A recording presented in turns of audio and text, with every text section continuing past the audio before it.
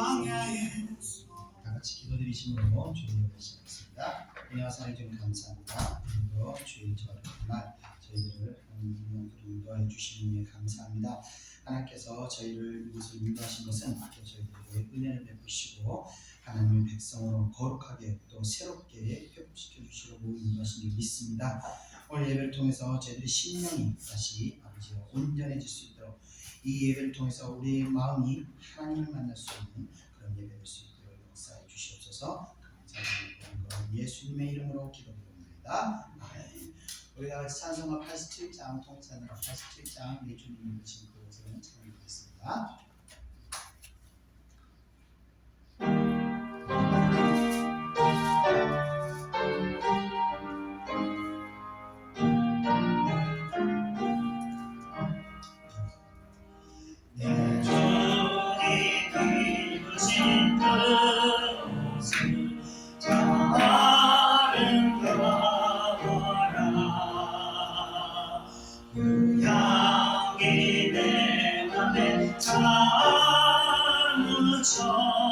내 기쁜 배로가 시온산보다 찬란한 저 천상 떠나서 이 세상 오신 예수님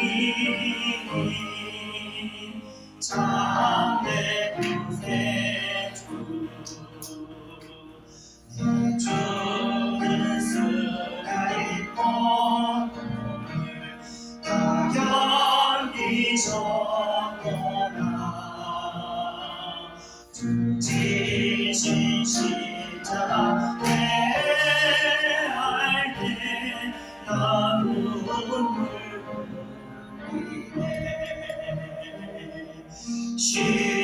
시온산보다 더 찬란한 저 천상 떠나서 이 세상 오신 예수님 참내 구세주 주님이 보신 빛으로 나만 겨워왔네 아이 죄악에 빠질 때 주 나를 부르네 시온산보다 더 찬란한 저 천상 떠나서 이 세상 오신 예수님 참내 구세주 주님 영광에 오니고 문 열어주실 때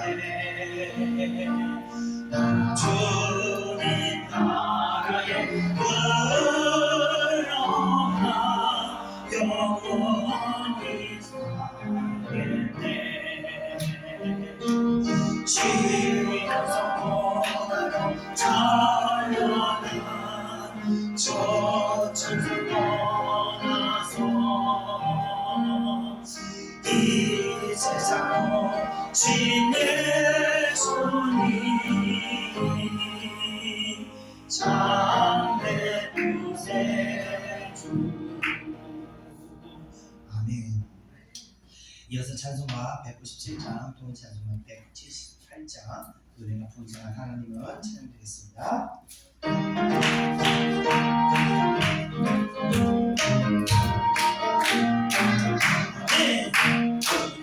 풍성한 하나님 믿는 자에서야 날서야 어제도 오늘도 언제든지 괜찮고 해주시네 주여 성령의 은혜를 오늘도 내려주소서 성령의 뜨거운 불길로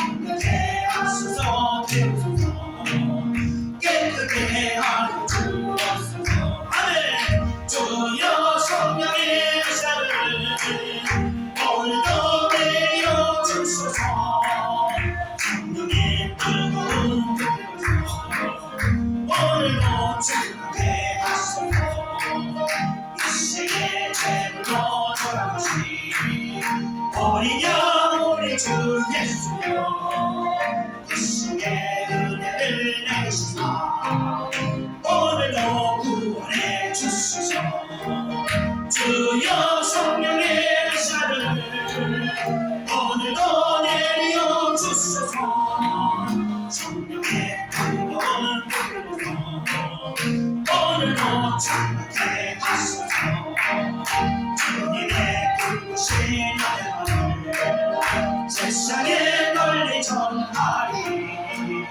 하늘의 능력과 모세로서 오늘도 일러 주옵소서 아멘 주여 성령의 샤를 오늘도 내려 주소서 성령의 뜨거운 불로서 오늘도 즐겁게 하소서 주여 성령의 샤를 오늘도 내려 주소서 성령의 뜨거운 불로서 오늘도 즐겁게 하소서 아멘.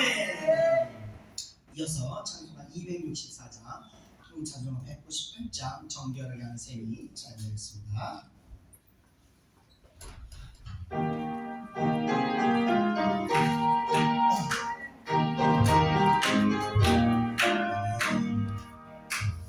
정결하게 하는 셈이 나의 앞에 있노라 성령께서 보고하신 죄 씻으라 하시네 찬양하리 찬양하리 주님 당하노니라 주께 영광 돌리어라 우리 죄를 씻어주시네 나의 가는 길이 좁고 내 뜻대로 안 돼도 모든 욕심 버리고 주만 따라가네 아멘 찬양하리 찬양하리 주님 당하노니라 주의 영광 돌리어라 우리 죄를 씻어주셨네 나의 마음 제가 위에 붉게같이 타올라 영원토록 찬양하며 주께 영광 돌리네 찬양하리 찬양하리 주님 당하노니라 주께 영광 돌리어라 우리 죄를 씻어주셨네 하나님 주의 은혜 나를 용서하셨네 내가 지은 모든 죄와 범을 용서하셨네 찬양하리 찬양하리 주님 당하노니라 주께 영광 돌리어라 우리 죄를 씻어주셨네 아멘 성부 하나님께 영광 성자 예수께 영광 성령님께 또한 영광 모두 돌려드리세 찬양하리 찬양하리 주님 당하노니라 주께 영광 돌리어라 우리 죄를 씻어주시네 아멘. 이어서 찬송가 287장 동사서 205장 예수 앞에 나오면 찬양드리겠습니다.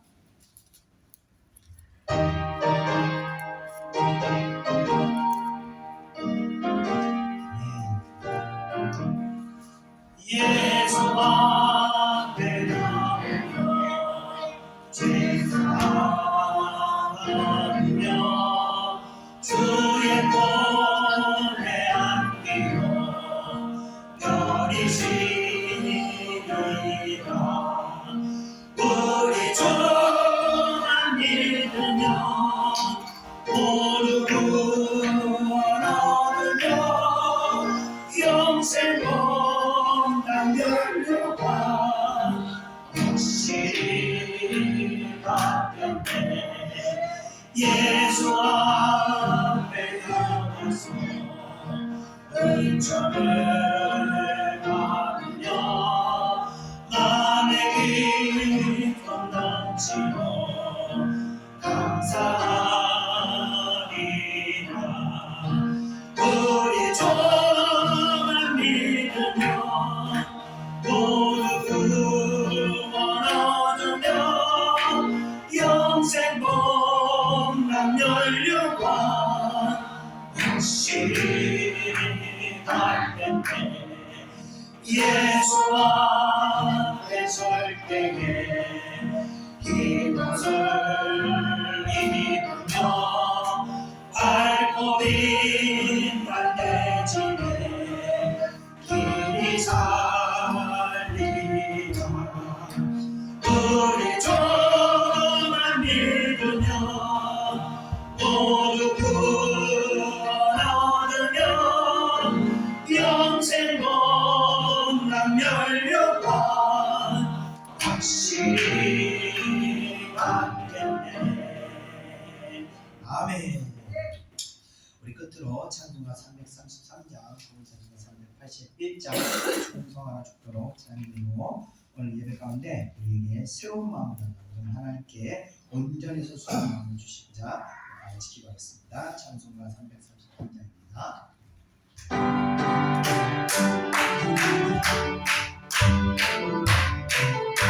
네.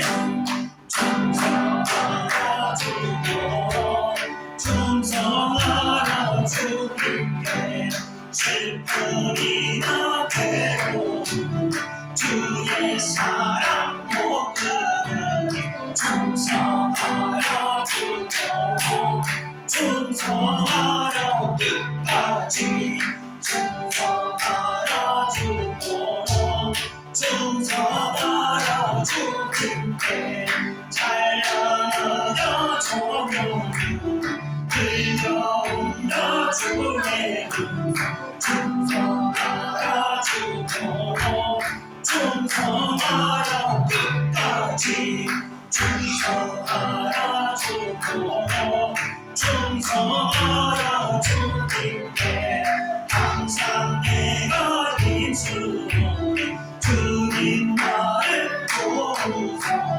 충성하라 주고 충성하라 끝까지. 아멘. 우리 하나님 성성을 기도하겠습니다. 은혜와 사랑을 주님 감사합니다. 오늘도 사랑하는 백성들에게 아버지 은혜 주시고 아버지 이곳을 이끌어 주시니 감사합니다. 아버지 오늘도 우리가 은혜 받고 아버지 새 사람으로 아버지 새롭게 변화될 주님이십니다. 우리 가운데 아버지 새 영으로 우리 마음을 새롭게 하시고 아버지 새 힘을 다시 일어설 수 있도록 새 소원을 가지고 아버지 새 기념을 가지고 살아갈 수 있도록 은혜로 가려 주시옵소서. 이 예배 가운데 하나님을 주시어 주의 백성들을 아버지 충분 가려 주시옵소서. 이 예배를 말미암아 다시 우리가 온전히 되는 주님이십니다. 역사하여 주옵소서. 하나님께서 새로운 창조의 청결을 새롭게 하셨으니 아버지 새로운 가운데 하시어 사랑하는 백성들과 새로운 분들 가운데 들어갈 수 있도록 역사하여 주옵소서. 새로운 결단과 새로운 믿음으로 갈 수 있도록 은혜를 하여 주옵소서. 이 예배가 우리를 새롭게 하는 예배가 하여 주십니다. 역사하여 주옵소서. 이 예배 가운데 아버지 기름 부으시고 그랬다가 사랑하는 백성들이 나타나는 것이 강건함을 허락하시고 아버지 어떤 권세들을 비워버리옵소서. 이길 수 있는 믿음을 허락하여 주옵소서. 오 감사합니다. 이 예배를 기뻐하여 주옵소서. 예수님의 이름으로 기도합니다. 아멘. 우리 다 같이 사도신경으로 신앙을 올라가겠습니다. 전능하사 천지를 만드신 하나님 아버지를 내가 믿사오며 그 외아들 우리 주 예수 그리스도를 믿사오니 이는 성령으로 잉태하사 동명령 마리아에게 하시고 본교 빌라도에게 고난을 받으사 십자가에 못 박혀 죽으시고 장사한 지 사흘 만에 죽은 자 가운데서 다시 살아나시며 하늘에 오르사 전능하신 하나님 우편에 앉아 계시다가 저리로서 산자와 죽은 자를 심판하러 오시리라. 성령을 믿사오며 거룩한 공예와 성도가 서로 교통하는 것과 죄를 사하여 주시는 것과 몸이 다시 사는 것과 영원히 사는 것을 믿사옵나이다. 아멘. 오늘 예배를 대표해서 제가 대표로 기도하겠습니다. 은혜와 사랑해 주님 감사합니다. 오늘도 하나님께서 특별히 택하여 주셔서 이 예창교회를 통해서 은혜 베푸시고자 아버지와 불러주신 주님의 사랑하는 백성들 이곳으로 오늘도 변함없이 인도해 주시는 은혜 감사를 드립니다. 아버지와 저희들이 오늘 이 예배를 통해서 하늘의 은혜를 맛보기를 원합니다. 하나님의 음성을 듣기를 원합니다. 또 저희들이 이 음성 들은 것들을 또 순종하며 나가기를 원합니다. 사랑하는 백성들에게 아버지여 은혜를 베푸시고 순종함을 통하여 저희들이 한 걸음 한 걸음 더 강력한 성령의 은혜를 입고 아버지여 능력을 갖추고 어둠과 대적하며 싸울 수 있는 그런 아버지여 기도자들이 될 수 있도록 인도하여 주시옵소서. 너희들은 육신의 약함으로 말미암아 날마다 넘어지구나 성령께서 저희들을 다시 붙드시고 세워주시고 일으켜주심으로 말미암아 저희들이 다시 운전케 되는 줄 믿습니다. 주여 넘어졌던 저희들 다시 성령께서 역사하셔서 다시 일으켜 세워주는 은혜를 허락하시고 저희들 다시 새롭게 하여 주셔서 우리가 다시 아버지 하나님의 백성으로 주님의 제자로 다시 거듭날 수 있도록 은혜 베풀어 주시옵소서. 저희들의 모든 허물과 아버지의 죄악들은 성령께서 용서하셔서 우리들을 말미암아 아버지 우리 마음을 정결케 하시고 거룩케 하셔서 다시 아버지 흰눈과 같은 심령으로 저희들을 새롭게 하여 주시옵소서. 이 예배를 통해서 저희의 심령이 저희의 영이 하나님을 만날 수 있도록 은혜 베풀어 주시옵소서. 이 예배가 아버지와 산제사가 되어서 저희들이 심령으로 진정으로 영과 진리로 주님을 만나는 그런 예배 될 수 있도록 인도하여 주시옵소서. 아버지여 이 예배를 통해서 그 사랑하는 백성들이 다시 아버지여 우리들의 연약함과 싸우고 우리들의 허물과 싸워서 다시 아버지여 일어설 수 있도록 그 어둠과 대적하는 자들이 될 수 있도록 역사하여 주시옵소서. 날마다 이 선한 싸움을 싸우는 가운데 주여 능력을 덧입혀 주셔서 아버지여 진정으로 능력 있는 자들이 될 수 있도록 역사하여 주시옵소서. 하나님께서 이 예창교회에 아버지 특별한 기름 부심과 특별한 비전을 주신 줄 믿습니다. 그래서 아버지여 특별히 더 정말 기도의 사명을 가진 자들을 이곳에 보내주신 줄 믿습니다.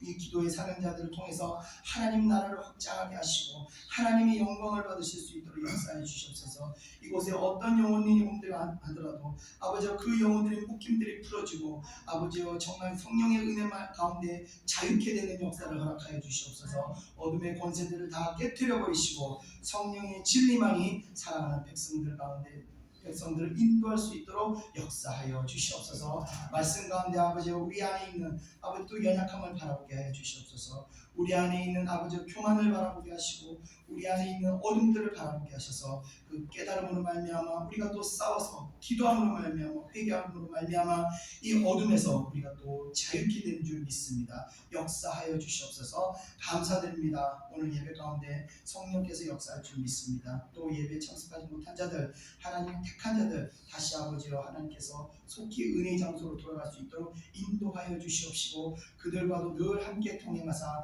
하나님의 깨달음을 아버지여 그들이 깨달을 수 있도록 역사하여 주시옵소서. 감사드립니다. 예배가 있기까지 수고하고 봉사하는 모든 손길들 위에도 하나님의 깨달음이 날마다 더해질 수 있도록 역사하여 주시옵소서. 감사드리며 모든 것 예수님의 이름으로 기도드렸사옵나이다. 아멘.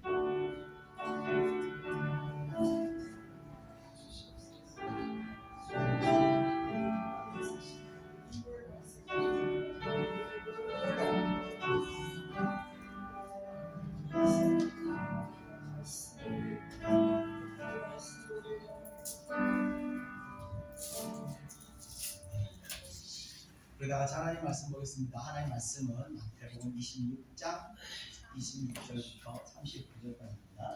신약성경 46페이지입니다. 신약성경 46페이지 마태복음 26장 26절에서 35절. 신약성경 46페이지입니다. 신약성경 46페이지 마태복음 26장 26절에서 35절까지입니다. 우리 다 같이 한 목소리를 읽겠습니다. 26절 시작. 그들이 먹을 때 예수께서 떡을 가지사 축복하시고 떼어 제자들에게 주시며 이르시되 받아서 먹으라, 이것은 내 몸이니라 하시고 또 잔을 가지사 감사 기도하시고 그들에게 주시며 이르시되 너희가 다 이것을 마시라, 이것은 죄 사함을 얻게 하려고 많은 사람을 위하여 흘리는다. 나의 피 곧 언약의 피니라. 그러나 너희에게 이르노니 내가 포도나무에서 난 것을 이제부터 내 아버지의 나라에서 새 것으로 너희와 함께 하시는 날까지 마시지 아니리라 하시니라. 이에 그들이 참여하고 감난산으로 나아가니라. 그때 예수께서 제자들에게 이르시되 오늘 밤에 너희가 다 나를 버리리라. 기록된 바 내가 목자를 치리니 양이 떼가 흩어지리라 하였느니라. 그러나 내가 살아난 후에 너희보다 먼저 갈릴리로 가리라. 베드로가 대답하여 이르되 모두 주를 버릴지라도 나는 결코 버리지 않겠나이다. 예수께서 이르시되 내가 진실로 너희에게 이르노니 오늘 밤 닭 울기 전에 내가 세 번 나를 부인하리라. 베드로가 이르되 내가 주와 함께 죽을지언정 주를 부인하지 않겠나이다 하고 모든 제자도 그와 같이 말하니라. 아멘. 네, 오늘 마태복음 26장 세 번째 시간입니다. 지난주 우리는요, 이 가룟 유다를 통해서 신앙생활을 하는 데 있어서 하나님 나라의 확장과 영광 외에 다른 것이 신앙생활의 목적이 된다면 그 목적을 통해서 마귀가 역사하게 되는 것을 깨닫게 됐습니다. 제가 이전에 있던 교회 담임 목사님께서요, 교회 안에서 성도들 간에 돈 거래가 있다, 돈을 빌려주거나 또 돈을 빌려 받거나 하는 경우 있으면요, 둘 다 그냥 출교시켜버렸습니다. 왜냐하면 반드시 교회 안에 신앙이 나눔과 은혜의 나눔 외에 다른 요소들이 있으면요, 그 안에는 반드시 마귀가 역사하기 때문에 신앙적 역사를 반드시 일어납니다. 그거는 안 일어나는 경우도 있다가 아니면 반드시 일어납니다. 그래서 애동치에 그냥 그런 분들이 있어 두 분을 다 그냥 교회에서 죽여버리시는 그런 분이 계셨습니다. 그래서 우리가요, 이게 신앙생활은요, 은혜의 관계, 은혜의 공동체, 기도의 관계 외에는 어떤 관계를 내서는 안 돼요. 왜냐하면 반드시 마귀가 역사하기 때문에 그렇습니다. 그래서 그렇기 때문에 우리는 지속적으로 그래서 신앙생활할 때 오직 우리 안에 있는 하나님의 영광을 바라보면서 또 기도해야 되는 것이고, 또 지속적으로 우리 안에 왜 그런 일들이 일어나냐, 바로 우리 안에 이 연약한 영적인 문제들이 있기 때문에 그렇습니다. 그래서 우리는 지속적으로 우리 안에 있는 문제들을 점검해야 합니다. 예수님의 말씀과 같이 우리 안에 들보를 빼내기 위해서 계속 기도해야 합니다. 그런데 사실 이 들보와 같은 우리 안에 이 악함들이 쉽게 빠지지가 않습니다. 그렇다고 해서 나는 원래 그런 사람이야 하고 포기하는 것이 아니라 우리가 반드시 승리할 것을 믿고 싸워서 우리 안에 이 악함들을 뿌리 뽑아야 하는 것입니다. 저는요, 이 평신도 시절에 기도하면서 수없이 많은 이 쓴뿌리들을 뽑아왔었습니다. 회개하고 또 회개하고, 회개가 안 되면 막 몸부림을 치고, 가끔 이제 우리 사회받아 보면 아우 답답해, 묶이기 풀리지 않아서 답답 죽겠어요 이러면서 기도를 도와달라고 이렇게 기도를 도와주는데, 저는 평신도 시절에 이 답답함을 해결하기 위해서 기도하는데 기도가 안 되는 거예요. 어느 정도까지 했냐면요, 땅바닥에 머리를 찧어버렸습니다. 막 찍으니까 얼굴이 하얘지다가 너무 아파서 막 울다가 어느 날은 또 거기 풀어져가지고 용서하셔서 기도가 풀린 적이 있습니다. 근데 정말 이 풀어지지 않은 걸 가지고 우리는 몸부림치는 쉽게 풀어지지 않습니다. 영적인 것들이 몸부림치고 기도하는 겁니다. 이 싸움을 그런데 포기하게 되면요, 그때부터는요 완전히 묶여서 마귀의 종로까지 끌려가는 겁니다. 우리 예찬교회는요 한 사람도 이런 분이 안 계시다. 물론 여러분들 묶이게 되면 저 보시면 제가 보이긴 하지만 모두가 이 묶임에서 자유로운 상태에서 하나님의 신실한 백성으로서 성장해 됩니다. 자, 그럼 오늘은 우리가 또 이 다른 제자, 지난주 다른 유다를 통해서 우리 악함을 봤지만 또 오늘은 다른 제자들의 모습을 보면서 우리의 연약함, 또 우리들의 들보를 찾아보고자 합니다. 자, 그럼 우리 본문으로 들어가 보겠습니다. 우리 다 같이 26절 한번 읽어보겠습니다. 시작. 그들이 먹을 때 예수께서 떡을 가지사 축복하시고 때려 제자들에게 주시며 이르시되 받아서 먹으라 이것은 내 몸이라 하시고 아멘. 자, 지난주에 이제 가룟 유다 이야기를 요한복음을 기록을 이제 병행하면서 유다에 대해서 우리가 말씀을 나눴는데 요한복음에 의하면 이제 예수님께서 유다에게 야, 네 할 일을 속히 해라 하고 명령하실 때 그 명령을 따라서 유다는 그 장소를 떠나 유월절 잔치에 이 장소를 이제 떠나게 됩니다. 그래서 지금 말씀하시는 이 포도주와 떡과 포도주를 축복하시는 이때는 이미 가룟 유다가 그 장소에 없었다는 것을 우리가 그래서 예상할 수 있습니다. 자, 여기서 주님께서 나눠주신 떡은 지난주에 말씀드린 것처럼 무교병, 그러니까 이스트, 누룩을 넣지 않고 만든 이 떡을 가지고 이제 축복하시게 됩니다. 유월절을 지키는 목적은 출애굽 당시 이스라엘 자손에게 구원의 은혜를 베푸셔 주신 그 하나님의 은혜를 우리가 감사하고 기념하는 것이 바로 그 목적입니다. 그래서 예수님께서 유월절을 기념하면서 떡을 가지고 축복 기도하신 것은 바로 하나님께서 이스라엘 백성들을 구원해 주셨던 것처럼 이 제자들에게도 그 구원의 은혜를 베풀어 주시기를 간구하는 그런 기도를 드린 것입니다. 자, 그리고 주님께서는 이어서 이 떡을 떼어 제자들에게 나눠 먹게 하시면서 말씀하시기를 이것이 내 몸이니라 라고 말씀하시게 됩니다.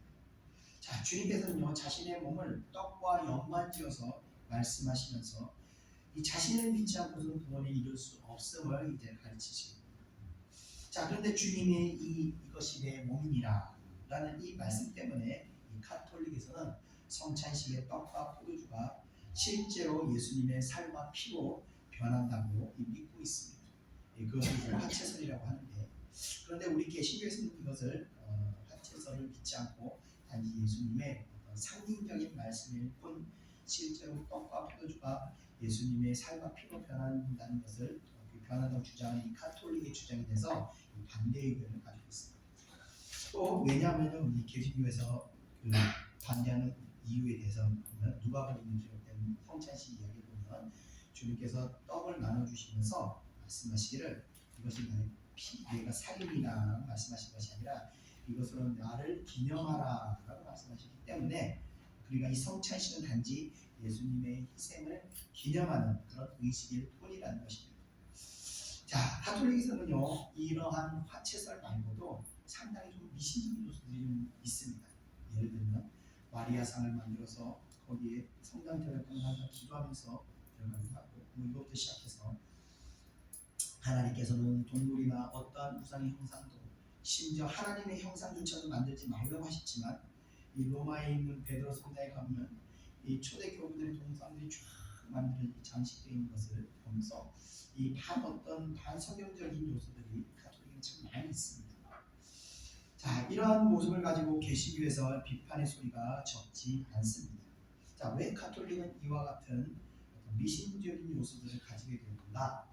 우리가 기독교 역사를 살펴보면 그 이유가 있는데, 예수님께서 이제 승천하시고 예수님의 제자들과 그 속제자들, 그러니까 예수님의 제자들의 제자들에 의해서 이 초대교회가 이렇게 세워지게 됐습니다. 이 교회가 초창기에 세워지는 거냐면요, 하나님께서 성령을 통해서 엄청난 역사들을, 이 강력한 역사들을 이렇게 세우셨습니다. 그래서 실제로 교부들의 물건들이나 그들의 동상을 손을 대거나 그 동생한테 기도하는 사람들이 진짜 병이 낫기도 하고, 또 많은 기적들이 초대교회 당시에 많이 일어났다고 기록되어 있습니다.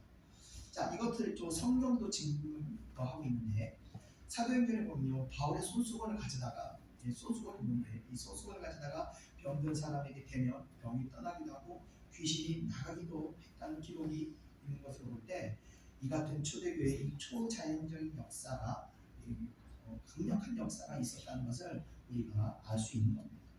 자, 그런데 이것이 계기가 되어서 초대교회부터 이 같은 일들이 계속 반복되었고, 그래서 이 개신교의 모태이 카톨릭에서는 이렇게 기적이 일으켰던 이런 동상이나 어떤 물건에 대해서 숭배하는 문화가 초대교회부터 이어져 내려왔던 것입니다.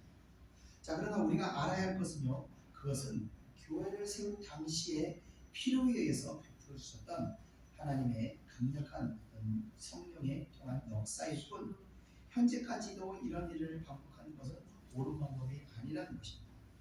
그 이유는요, 이 시스기야가 노뱀을 부순 사건을 통해서 알 수 있는 것입니다. 이 노뱀이란 무엇을 말하는 거냐면, 이 모세 시대에 이 모세가 이제 아람 왕의 공격으로부터 승리하게 됩니다. 그러니까 승리의 전리품을 취하고 왔음에도 불구하고 백성들은 하나님을 원망하고 모세를 원망하게 됩니다. 이에 하나님께서 불뱀을 보내서 백성들을 물어 죽이게 하였습니다. 이에 백성들이 회개하며 기도할 때 여호와 하나님께서 모세에게 너희들이 그러면 불뱀 형상을 만들어서 장대에 매달아 물린 자들이 그 볼뱀을 보게 될 때 살아나게 될 것이다 라고 살 수 있는 방법을 알려주셨습니다. 그래서 모세가 노스로 불뱀 형상을 만들어서 사람들에게 그것을 보게 하였고, 불뱀에 물려 죽어가던 사람들이 노뱀을 봄으로 말미암아 다시 살아나게 되는 것입니다.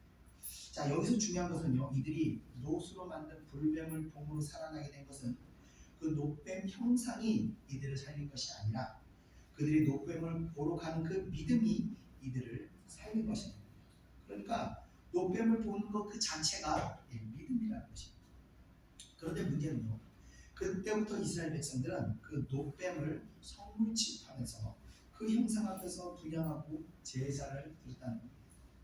자, 이스라엘 백성들의 광야 세월이 끝나가고 가나안에서 들어가서 사사들의 시대가 지나가기까지, 또 다윗의 왕정 시대가 되어서 다윗의 후손인 15대가 왕이 들어설 때까지 무려 700년이 넘는 시간 동안 이들은 계속해서 이 노뱀을 숭배하고 있었던 것입니다. 이스라엘 제15대 왕이 히스기야가 왕이 오르면서 종교의 개혁을 이제 단행하게 되는데, 그가 종교 개혁을 단행하면서 제일 먼저 한 사건이 이스라엘의 온갖 우상들과 산당들을 다 깨뜨리게 되는데, 아세라야 우상의 목상을 깨뜨릴 때 이 모세가 만들었던 노뱀까지도 함께 깨뜨리게 되었다는 것입니다. 자, 비록 과거에 하나님께서 놀랍도록 사용하셨던 그 도구라 할지라도 그 도구를 통해서 기적을 베푸셨지만 그것은 그때 사용하는 것뿐 그 도구 자체가 하나님을 대신할 수 없는 것입니다. 마찬가지로 이 초대교회 성령의 역사에 대해서 때때로 많은 어떤 물건들이 성령의 쓰임을 받게 되었지만 그 당시에 하나님께서 사용하신 것뿐이지 그 도구들 자체가 성령과 하나님을 대신할 수가 없는 겁니다. 그러나 인간은 연약하고 완악하여서 과거 수천 년 전 이스라엘 백성들이 행했던 행위들을 현재도 반복하고 있다는 것입니다. 하나님이 변함이 없으시듯이 죄악 많은 인간의 본성도 변함이 없다는 것을 우리는 이런 걸 통해서 알 수 있는 겁니다. 이야기가 좀 많이 벗었는데, 자, 이처럼 성찬식 우리가 대할 때는 이 상징적으로 우리가 대해야 한다는 겁니다. 주님께서 상징적으로 떡과 포도주를 자신의 몸과 비유하며 우리에게 그날을 기념하고 기억하라고 우리에게 하셨던 것으로 말미암아 우리가 성찬식 할 때 그것을 기억하며 그 은혜에 감사하며 우리가 믿음으로 성찬식을 거행하게 될 때 성령의 은혜가 우리에게 임하게 되는 것입니다. 자, 이어지는 27절, 28절 이어서 한번 읽겠습니다. 시작. 또 잔을 가지사 감사를 기도하시고 그들에게 주시며 이르시되 너희가 다 이것을 마시라. 이것은 죄 사함을 얻게 하려고 많은 사람을 위하여 흘리는 바 나의 피 곧 언약의 피니라. 아멘. 자, 이번에는요, 포도주 잔을 들고 기도하시고 마시라고 권하시고 나서 포도주를 자신의 피에, 그러니까 구약 제사에 비유하며 말씀하시는 겁니다. 구약 제사의 핵심은요, 죄 용서입니다. 하나님께서는 율법을 통해서 주신 그 율법을 통해서 희생제사를 주신 것은 이들의 죄 사함을 얻게 하시기 위한 것입니다. 이스라엘 백성들이요 광야 생활을 할 때 그때는 하나님의 인재가 있는 시온산 구름기둥과 불기둥만 보면서 하나님 외에는요 어떤 것도 바라보지 않고 40년이라는 세월을 보냈습니다. 그렇기 때문에 죄를 지을 일들이 별로 많지가 않았습니다. 그래서 40년 광야 세월이 이렇게 있는 동안 하나님 은혜 가운데 있었는데 이 40년 광야 생활이 끝나고 이제 가나안 땅으로 들어가게 될 때 하나님께서는요 이들 이스라엘 백성들이 죄를 지을 것을 아셨습니다. 자, 그래서 그들이 죄를 지었을 때 죄사함의 용서를 받을 수 있는 이 속죄제, 그러니까 가축을 제물로 드림으로 이들의 죄를 용서하시겠다는 그 약속을 하시게 됩니다. 그래서 이스라엘 백성들은 이후부터 그 약속을 근거로 그 약속을 믿고 속죄함을 받기 위해서 이들은 제사를 드려왔던 것입니다. 자, 그런데 예수님께서 이제 자신이 소와 양과 같은 제물을 대신하여서 직접 희생제물이 되셔서 이 불완전했던 구약의 제사를 완성하시게 됩니다.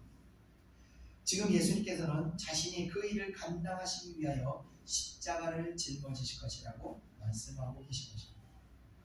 자, 또 28절에 보면요 예수님께서 말씀하시기를 나의 피 곧 언약의 피니라 라고 말씀하셨는데 결국 예수님께서 흘리시는 피가 하나님과 인간 사이에 맺게 되는 새로운 약속의 그 보증이 되는 것을 말씀해 주는 것입니다. 이것은 새 언약이라고 말씀하시는데 가축을 기름으로 죄사함을 받는 것이 아니라 이제는 예수님께서 친히 희생제물이 되셨고 그 대속을 믿는 자들은 모두 죄를 용서받게 된다는 것. 그러니까 믿음으로 말미암아 구원을 얻게 된다는 언약을 맺게 됩니다. 자, 이 새 언약은요 구약 시대의 옛날 언약과는 비교도 할 수 없을 정도로 완전한 언약이 됩니다. 왜 그러냐면 불완전한 짐승의 그 희생을 근거로 드리는 제사가 아니라 완전하신 하나님의 아들이 그 아들의 희생의 피에 이 약속이 기초하기 때문에 완전한 언약이 됩니다. 그 언약을 근거로 해서 우리가 예수님을 믿음으로 말미암아 구원의 반열에 올라서게 된 것입니다. 자, 이어지는 29절을 다 같이 한번 읽어보겠습니다. 시작. 그러나 너희에게 이르노니 내가 포도나무에서 난 것을 이제부터 내 아버지의 나라에서 새 것으로 너희와 함께 마시는 날까지 마시지 아니하리라 하시니라. 아멘. 자, 포도나무에서 난 것이란 바로 유월절 식사에서 빠뜨릴 수 없는 이 포도주를 가리키는 것입니다. 그리고 아버지 나라에서 새 것이란 지금 예수님께서 제자들과 유월절 의식에서 마시는 포도주와는 다른 새 것을 마시게 된다는 것을 말하는데 여기서 말씀하시는 새 것이란 질적으로 다른 새로운 것을 말하는 겁니다.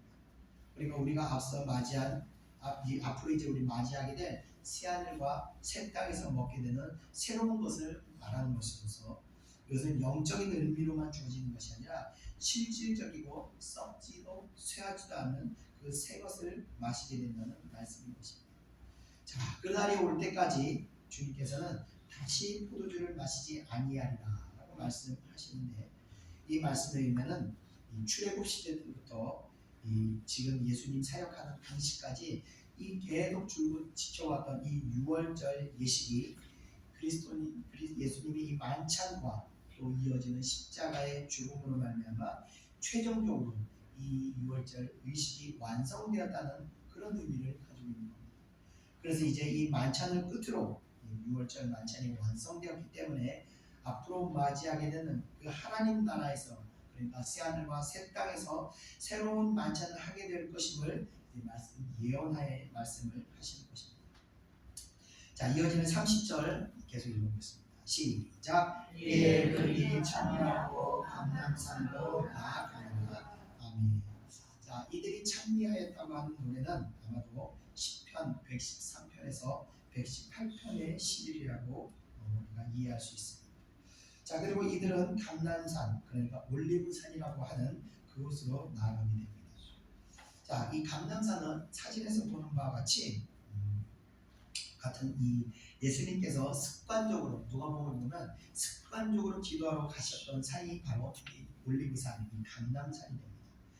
예루살렘 이 감람산은 예루살렘 성전에서 동쪽으로 한 1km가 조금 안 되는 거리에 있는 가까운 지역에 위치한 산으로 이곳에서 예수님께서 자주 이제 기도하시면서 하나님과 어떤 영적 교통을 이루셨던 그런 곳입니다.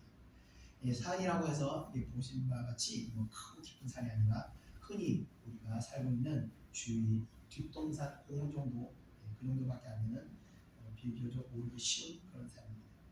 자, 이곳을 예수님께서는 기도의 장소로 선택하셔서 사역하시고 지치고 피곤할 때마다 기도하며 영적 충전을 하는 그런 곳입니다. 자, 이곳으로 이제 예수님께서는 마지막 유다의 밀고를 통해서 불량배들이 자신을 잡으러 오는 것인데 그것을 맞이하기 위해서 이제 나가시게 됩니다. 이어지는 31절을 다 같이 한번 읽어보겠습니다. 시작. 그때 예수께서 제자들에게 이르시되 오늘 밤에 너희가 다 나를 버리느냐 기록된 바 내가 목자를 치니 양의 떼가 흩어지리라 하였느니라. 아멘. 자, 주님께서 제자들에게 말씀하시길 오늘 밤 제자들이 모두 자신을 버릴 것이라고 말씀하시게 됩니다. 자, 여기서 버리리라라는 말의 원어 스칸달리조라는 말의 뜻은 소극적인 의미로는 버리다, 실족하다는 뜻을 가지고 있어서 단순히 어떤 육신의 연약함의 어떤 표현도 되지만 이 적극적인 의미로서는 범죄하다, 배신하다, 배척하다 이런 의미를 가지고 있습니다.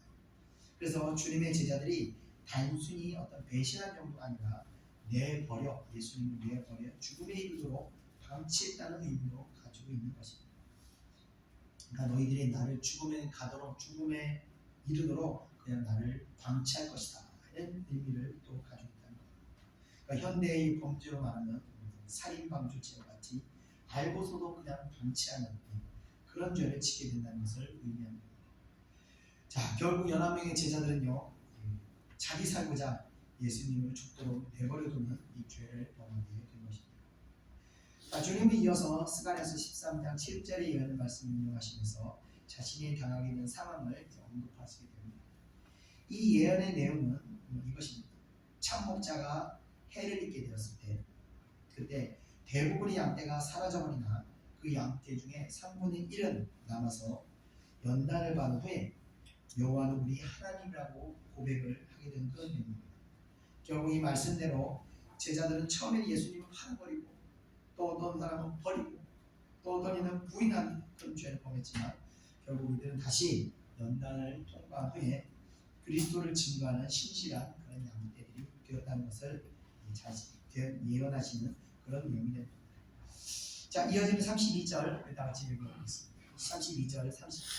32절만 읽어보겠습니다. 시작. 그러나 내가 살았는데 너희보다 먼저 갈릴리로 가리라. 아멘. 자, 제자들은요 예수님과 3년 반을 동고동락하면서 예수님과 함께하였습니다. 흔히 사람은 멘토가 누구냐에 따라서 그 멘토의 사상을 받아들이면서 자신도 그 멘토와 동일한 사상으로 전체적으로 젖어들고 변화되게 됩니다. 그러면서 어떤 착각을 빠지기 쉬우냐면 자신도 그 존재가 된 듯한 착각에 빠진 경우들이 있습니다. 자, 그와 같이 제자들은요 예수님의 사상과 능력을 눈앞에서 계속 지켜보고 배우면서 자신들도 어느 정도 높은 수준에 도달했다고 스스로 착각하게 되는 것입니다. 자, 그런데 주님께서는요 제자들의 실력을 이 말씀을 통해서 완전히 다 벌겨벗겨 버리시게 된 겁니다. 또 그러면서 동시에 자신의 위대함을 제자들에게 깨닫게 하신 겁니다. 제자들은 예수님을 버리고 도망하며 두려움에 빠져있는 지극히 인간적인 그 연약한 모습에 실력밖에 되지 않음을 밝히시지만 반대로 자신은 사망을 이기시고 부활하시는 그 신성을 나타내시면서 제자들보다 먼저 갈릴리로 가 있겠다는 말씀을 하시네요. 그러니까 제자들과 이 어떤 실력 차이를 하나님 예수님께서 밝히시게 됩니다. 자, 그래서 이 제자들이 두려움에 뿔뿔이 흩어져 있지만 예수님께서 부활하시고 나서 다시 이들을 모시고 이 참 진리의 길로 제자들을 내가 인도하겠노라 라는 의미로 이런 말씀을 하시게 됩니다.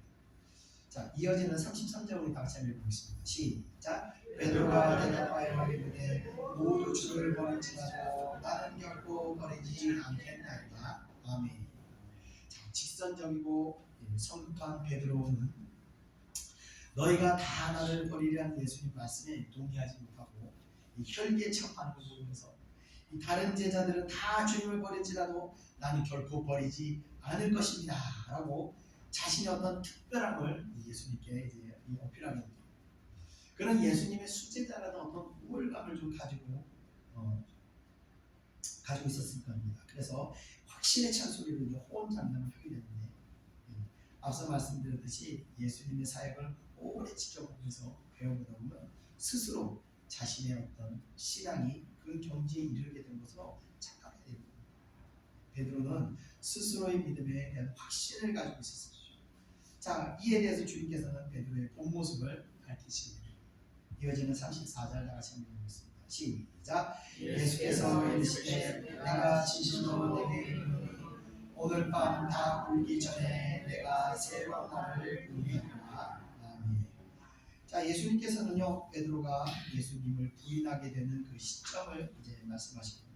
오늘 밤, 그러니까 니스산월 13일 새벽 1시 이후라고 예상할 수 있는데 그때 세 번이나 자신을 부인하게 된다라고 말씀하십니다. 두 번이 강조를 의미한다면 세 번이라는 것은 완전한 확신의 참을 의미하는 겁니다. 그러므로 베드로가 같은 말을 세 번 반복해 말한다는 것은 확신에 차서 말을 하게 된다는 것입니다.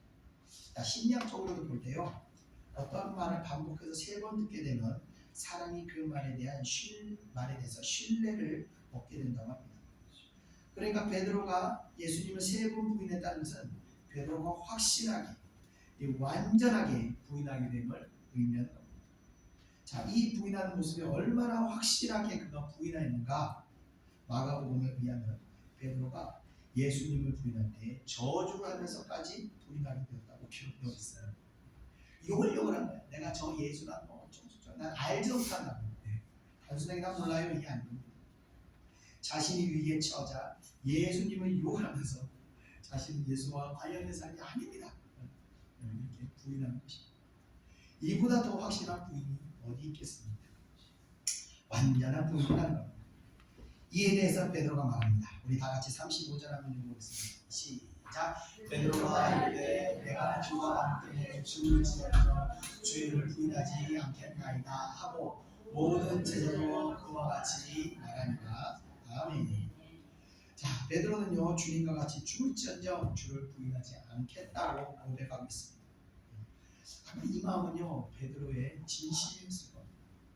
그러나 베드로는 몰랐던 것이 있습니다. 무엇을 몰랐느냐? 바로 자신의 실력을 잘 몰랐던 것입니다. 즉 자신의 목숨을 던질 만큼 자신이 하나님 나라에 대한 향한 실력이 좋은 줄 알고 이렇게 큰 소리를 치고 있었던 것입니다.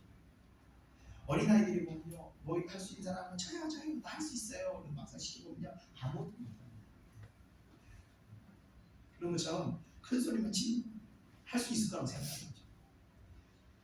그놈은 주님을 위해서 목숨까지도 줄 수 있을 거라고 스스로 생각했던 거예요. 그런데 그 능력은요 하루저녁도 지나지 않아서 다 드러나게 됐습니다. 자, 여기서 우리는요 깨닫게 되는 사실은요 사람이 자신이 보고 들은 것으로 자신의 실력이 되지 않는다는 것을 알아야 됩니다. 실력이라는 것은요 아까 그 양들이 목자가 해를 당했을 때 양들 중에 3분의 1이 연단받고 여호와를 고백하였던 것처럼 실력이라는 것은 보고 들은 것으로 주어지는 것이 아니라 연단을 받으면서 그리고 순종하는 과정에서 이 실력이 하나하나 쌓여가는 것입니다. 이 신앙의 능력도 마찬가지입니다. 기도하면서요 보고 듣고 깨달은 것들이 나의 영적 능력이 온전히 되지 않는다는 겁니다. 그 말씀을 순종하기 위해서 십자가를 짊어지고 끊임없이 자기를 부인하는 과정에서 우리 안에 능력이 하나하나 갖춰지게 되는 겁니다. 그래서 은사자들이 흔하게 실수하는 것들이 뭐예요? 은사가 열리게 되면요 이 놀라운 성령을 체험하게 됩니다. 그런데 그 성령의 은사와 능력이 자신의 것인 줄, 자신의 실력인 줄 착각하고 자신이 어떤 특별한 사람이라고 생각하면서 스스로 교만하지 않게 됩니다. 그래서 대부분 은사자들이 보면요, 이 잘못된 방향으로 가는 경우는 많은 것입니다. 자, 베드로뿐만 아니라 다른 제자들도 모두 함께 죽을지언정 주님을 배반하지 않겠다고 고백합니다. 이런 것은, 이런 착각이라는 것은 이 보편적인 것이라는 것을 의미합니다. 자, 이렇게 하나님의 은사를 받고 놀라운 성령을 체험한 것이 결국 자신들 실력이 아님에도 불구하고 은사자들을 자극하면서 스스로의 무덤에 빠지게 됩니다. 은사는 그래서요, 반드시 성령의 인도하심을 따르는 연단과 고난의 시간, 철저하게 자기 부위를 부인하고 고통의 시간을 통해서 능력으로 자리 잡아가게 됩니다. 우리 교회도 뭐 한기도 하는 분들이 다 계시는데 항상 이 점 우리가 조심하셔야 하는 겁니다. 제가 전도사 시절에 한 청년이 저한테 은혜를 받고 저에게 이런 고백을 하더라고요. 전도사님, 혹시 전도사님 건강이 나빠지면요, 제가 전도사님께 제가 신장을 기증하겠습니다. 제가 그 말을 들었을 때 이 베드로가 생각이 나더라고요. 그 청년은 뜨거운 마음으로 진심으로 저에게 얘기했습니다. 그래서 저는 믿지 않고 웃었습니다. 왜냐하면 이 청년이 자신의 어떤 소중한 것을 포기하는 것을 제가 본 적이 없었습니다.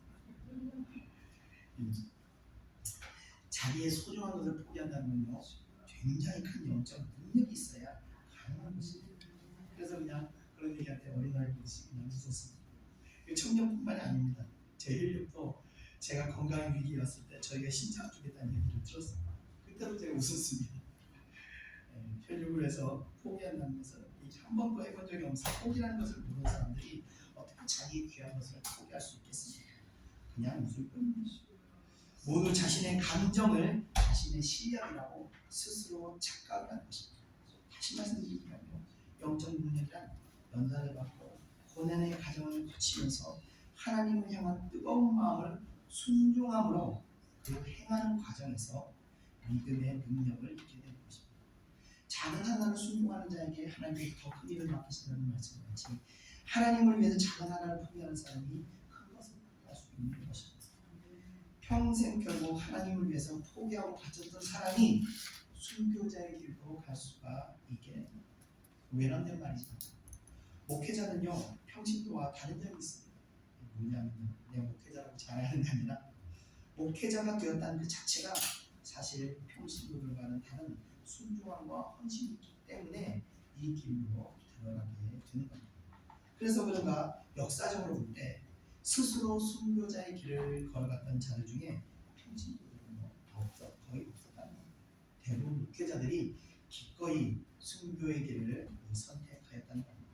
그만큼 목회자와 평신도는 이 영적인 실력이 겉으로 봐서 잘 모르지만 그런 차이가 있다는 것을 여러분들 알아주시기 바랍니다. 자, 다시 한번 말씀드리겠습니다. 기도하고 들은 것이 다 나의 실력이 아닌 것입니다. 우리 교회 대부분 하나님과 교통하고 교제하는 분들이 계시지만 항상 이것을 우리가 주의해야 하는 것이 내가 보고 들은 것이 다 나의 실력이 아니라는 겁니다. 이 실력은 말씀을 순종하는 과정에서 만들어지는 겁니다. 성령의 뜻을 따라서 계속해서 포기하고 내려놓고 회개하고 육신의 연약함이 그 과정에서 강건해지는 것입니다. 제가 시흥시에 살 때 하나님께서 강원도 평창에 있는 교회로 가라고 말씀하셨을 때 거리가 차를 타고 갈 때 빨라야 3시간, 막히고 눈이 오면요 7시간, 8시간이 걸립니다. 주일예배 한번 드리려고 제가 그 시간을 1년간 순종하면서 1년을 강원도로 주일마다 다녔습니다. 쉬운 일이 아닙니다. 말하니까 그랬어요, 막 감동, 그렇게 생각했지만 모르지만 실제로 그것을 순종하는 것은 굉장히 큰 희생과 굉장히 큰 포기가 있어야 가능합니다. 그런데 그 거리를 차고 그 순종을 하는 과정에 하나님께서 저에게 약속을 하나 주셨습니다. 네가 가는 어느 곳에든지 내가 성령을 부어주겠다. 그때 제가 그 순종을 통해서 그 능력이 저에게 임하게 되었습니다. 그 이후로는요, 저는 어느 곳을 가든지 기도하면요, 곳에 성령이 임했습니다. 그래서 우리가 순종하는 과정에서 능력이, 실력이, 나의 실력이 갖추어진다는 겁니다. 제가 순종을 강요하는 이유가 여기입니다.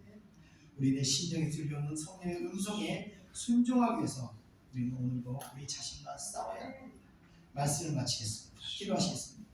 은혜와 사랑해 주님 감사합니다. 오늘 베드로의 연약함을 보면서 또 저희들의 연약함을 바라봅니다. 하나님께서 저희들에게 특별히 은혜를 주셔서 하나님과 교제토록 허락해 주시고 아버지와 비밀의 영적인 비밀의 세계를 보게 하시고 깨닫게 하시고 더 큰 은혜 가운데 인도하신 줄 감사드립니다. 그러나 그 모든 것들이 아버지의 나의 실력이 아니라 하나님의 은혜였습니다. 어린아이가 어머니의 젖을 먹고 건강하게 자라는 것처럼 우리의 힘으로 우리가 단단한 음식을 먹는 것이 아니라 하나님의 은혜로 주어지는 젖을 먹고 우리가 자라났음을 다시 한번 깨닫습니다.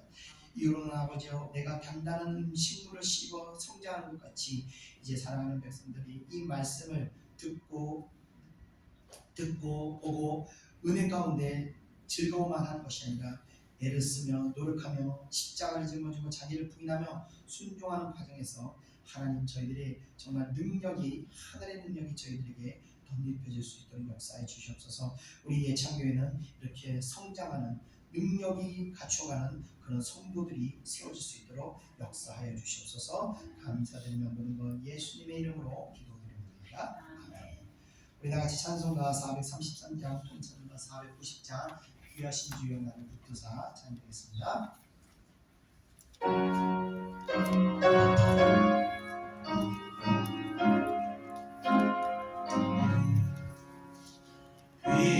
귀하신 주여 날 붙드사 주께로 날마다 원하리 전하를 따라 나 올라가 보주의 은혜를 안기며 영생으로 합니다.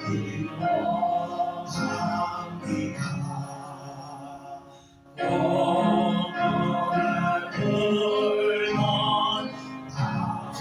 없어도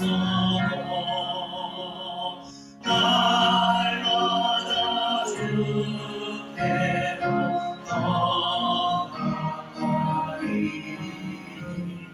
내 죄를 주께 나누하니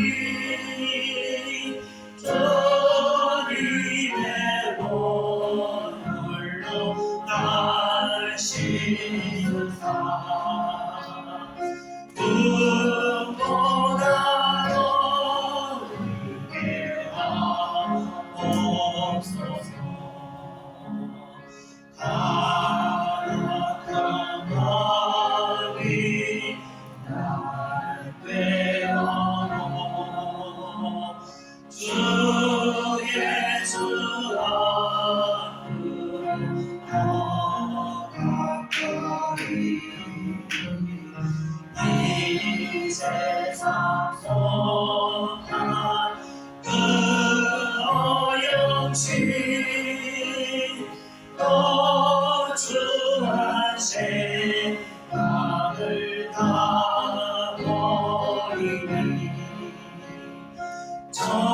정결한 것 내게 주옵소서. 이 세상 내가 살 동안에 주께로 날 떠나 가까이 전에는 전부 다 들어가 한없는 원망을 다 얻도록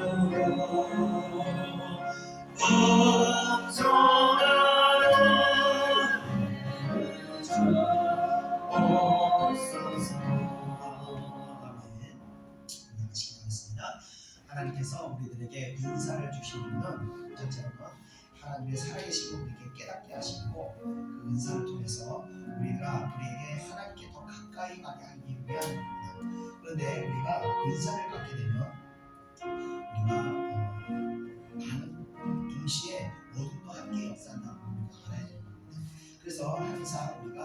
은사 가운데 우리 은사를 통해서 우리 무엇을 해야 되냐? 내 자신의 연약함을 계속 회개해야 돼요. 회개하고 돌이키고 회개하고 변화되고 회개하고 우리가 돌아서는 순간 우리 안은 점점부터 죄의 용서를 받으면서 우리의 영혼이 점점점 자유해지고 동시에 그 가운데 성령께서 점점 우리 안에 충만하게 됩니다. 성령이 충만함을 입었을 때 우리는요 이전까지 내가 할 수 없었던 순종을 할 수 있게 됩니다. 우리가 이 예수님의 제자들이 다 하나님을 위해서 목숨을 걸을 수 있을 것만 그들의 힘으로는 할 수가 없었습니다.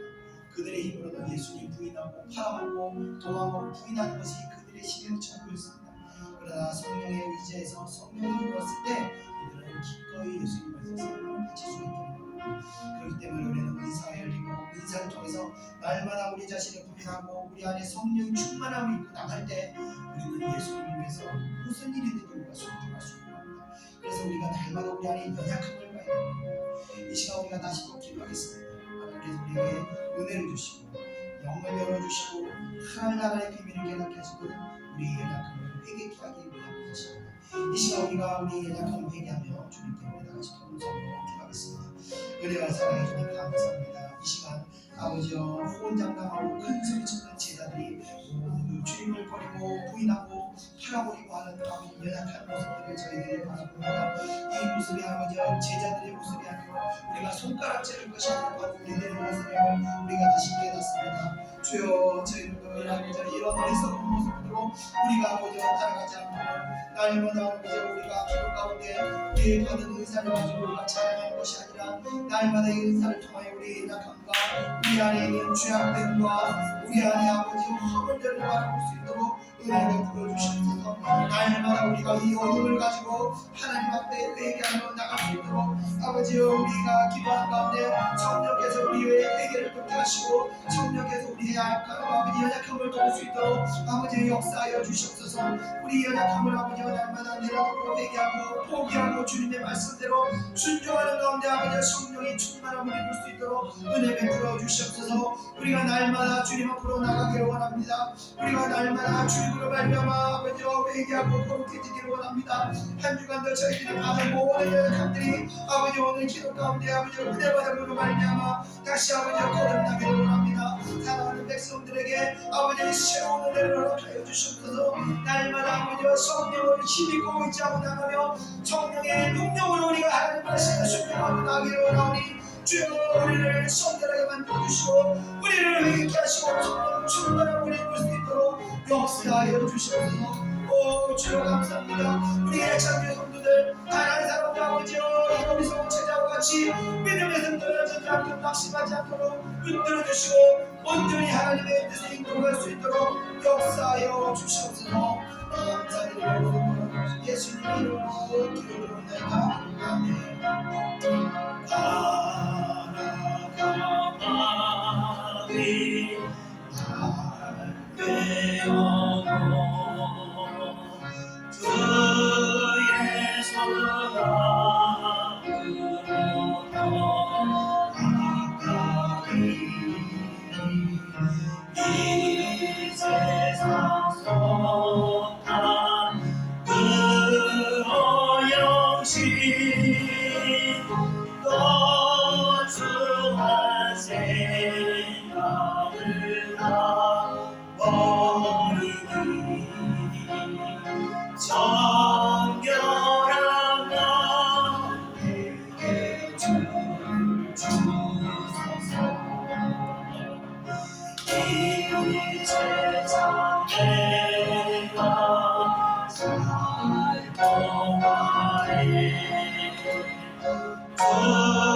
주께로 나를 따라오가리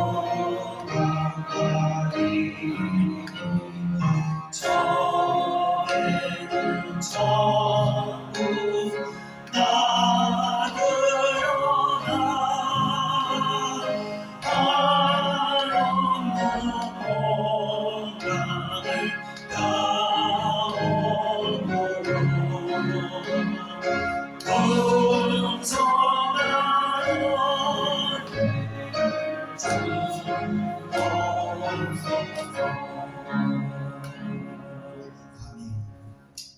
이어서 찬송가 435장, 찬송가 492장 나의 영원하신 격 찬양드리겠습니다.